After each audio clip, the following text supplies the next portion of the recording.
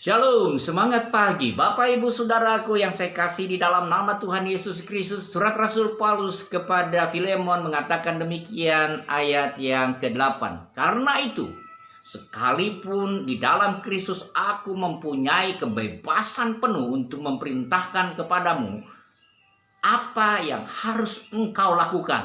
Tetapi mengingat kasihmu itu, lebih baik aku memintanya daripadamu. Aku, Paulus, yang sudah menjadi tua, lagi pula sekarang dipenjarakan karena Kristus Yesus, mengajukan permintaan kepadamu mengenai anakku yang kudapat selagi aku dalam penjara, yakni Onesimus. Dahulu memang dia tidak berguna bagimu, tetapi sekarang sangat berguna, baik bagimu maupun bagiku. Dia kusuruh kembali kepadamu, dia yaitu buah hatiku.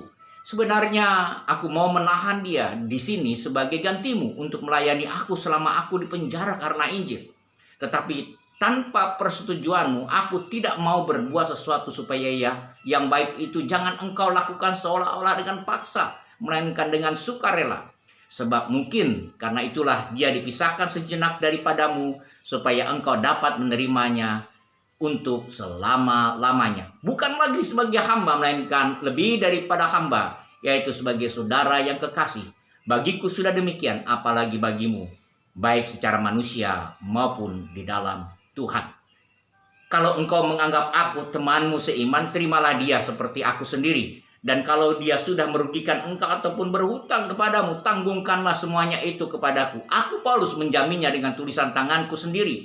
Aku akan membayarnya, agar jangan kukatakan tanggungkanlah semuanya itu kepadamu, karena engkau berhutang kepadaku, yaitu dirimu sendiri. Ya, saudaraku, semoga engkau berguna bagiku di dalam Tuhan. Hiburkanlah hatiku di dalam Kristus.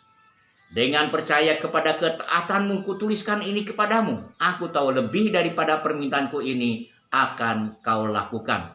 Dalam pada itu, bersedialah juga memberi tumpangan kepadaku, karena aku harap oleh doamu aku akan dikembalikan kepadamu. Saudara yang saya kasihi di dalam nama Tuhan Yesus Kristus, dalam bagian firman Tuhan ini ada satu permintaan dari Rasul Paulus kepada Filemon.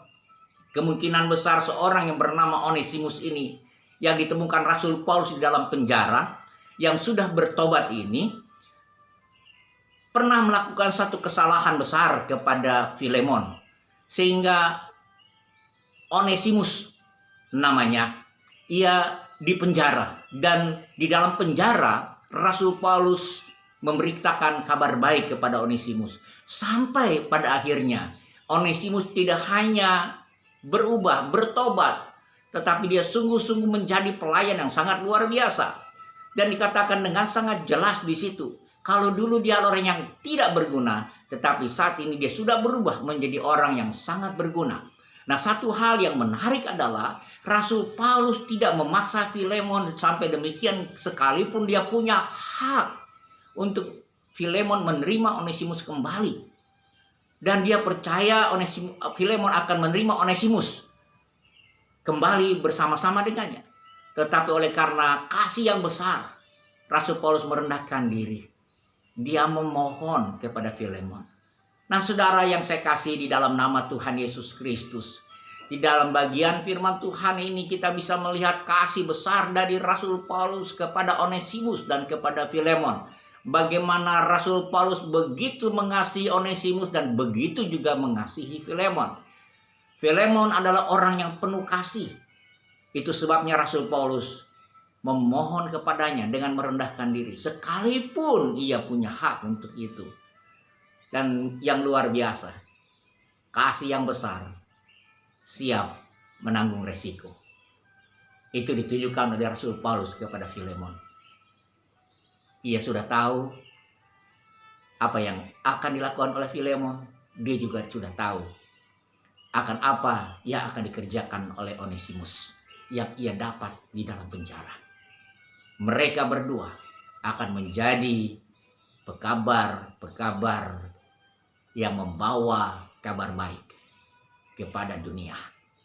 Jadi saudara yang saya kasih di dalam nama Tuhan Yesus Kristus, mari kita bersama-sama kita tingkatkan kualitas kasih kita kepada orang-orang sekitar kita, sampai kita melihat ada satu perubahan besar yang mampu diterima dari orang yang tidak bisa menerima, sampai mereka bisa mempercayai orang yang sangat-sangat tadinya kita benci.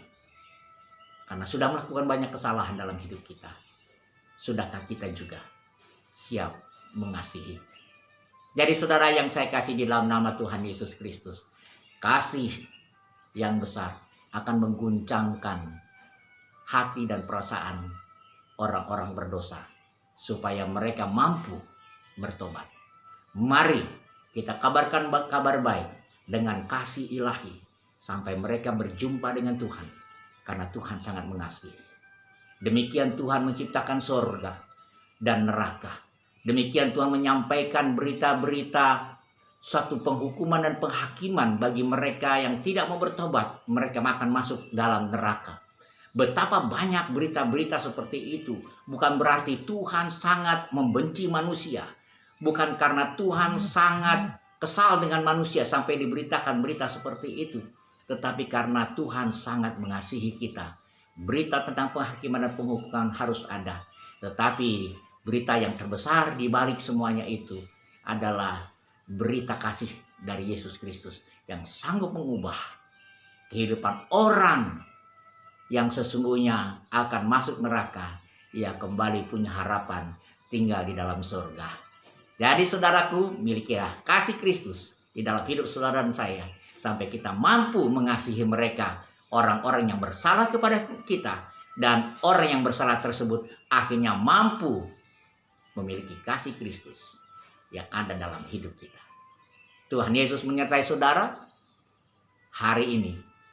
Biarlah kasih Allah melimpah-limpah dalam hidup kita. Semangat pagi.